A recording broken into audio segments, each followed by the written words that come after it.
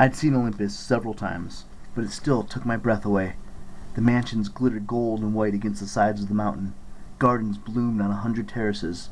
Scented smoke rose from the braziers that lined the winding streets, and right at the top of the snow-capped crest rose the palace of the gods. It looked as majestic as ever, but something seemed wrong. Then I realized the mountain was silent. No music, no voices, no laughter. Annabeth studied me. "You look different," she decided. "Where exactly did you go?" The elevator doors opened again, and the second group of half-bloods joined us. "I'll tell you later. Come on."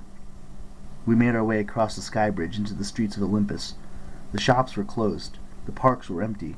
A couple of muses sat on benches strumming flaming lyres, but their hearts didn't seem to be in it. A lone cyclops swept the street with an uprooted oak tree. A minor godling spotted us from a balcony and ducked inside, closing his shutters. We passed under a big marble archway with statues of Zeus and Hera on either side. Annabeth made a face at the Queen of the Gods. "Hate her," she muttered. "Has she been cursing you or something?" I asked. Last year, Annabeth had gotten on Hera's bad side, but Annabeth hadn't really talked about it since. "Just little stuff so far," she said. "Her sacred animal is the cow, right?" "Right." "So she sends cows after me." I tried not to smile. "Cows in San Francisco?" Yeah. Usually I don't see them, but cows leave me little presents all over the place. In our backyard, on the sidewalk, in school hallways. I have to be careful where I step." "Look!" Pollux cried, pointing towards the horizon. "What's that?" We all froze. Blue lights were streaking across the evening sky towards Olympus like tiny comets. They seemed to be coming from all over the city, heading straight towards the mountain. As they got close, they fizzled out.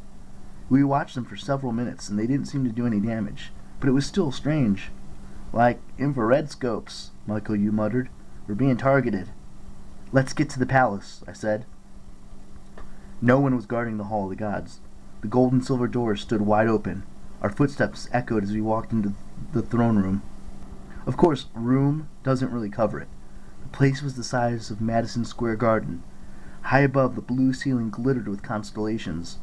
12 giant empty thrones stood in a U around the hearth. In one corner, a house-sized globe of water hovered above the air, and inside swam my old friend, the Ophiutorus, half cow, half serpent. "Hmm," he said happily, turning in a circle. Despite all the serious stuff going on, I had to smile. 2 years ago, we'd spent a lot of time trying to save the Ophiutorus from the Titans, and I'd gotten kind of fond of him. He seemed to like me too, even though I'd originally thought he was a girl and named him Bessie. "Hey man," I said. "They treating you okay?" "Hmm," Bessie answered. We walked towards the thrones, and a woman's voice said, "Hello again, Percy Jackson. You and your friends are welcome." Hestia stood by the hearth, poking the flames with a stick. She wore the same kind of simple brown dress she had before, but she was a grown woman now. I bowed. "Lady Hestia." My friends followed my example. Hestia regarded me with her red, glowing eyes. "I see you went through with your plan. You bear the curse of Achilles." The other campers started muttering among themselves. What did she say? What about Achilles? "You must be careful," Hestia warned me. "You gain much on your journey, but you are still blind to the most important truth. Perhaps a glimpse is in order." Annabeth nudged me. What is she talking about?" I stared into Hestia's eyes, and an image rushed into my mind. I saw a dark alley between red brick warehouses. A sign above one of the doors read, "Richmond Ironworks." 2 half-bloods crouched in the shadows, a boy about 14 and a girl about 12. I realized at the start that the boy was Luke. The girl was Thalia, daughter of Zeus. I was seeing a scene from back in the days when they were on the run, before Grover had found them. Luke carried a bronze knife. Thalia had her spear and shield of terror, Aegeus. Luke and Thalia both looked hungry and lean, with wild animal eyes, like they were used to being attacked. "Are you sure?" Thalia asked. Luke nodded. "Something down there. I sense it." A rumble echoed from the alley like someone had banged on a sheet of metal. The half-bloods crept forward. Old crates were stacked on the loading dock.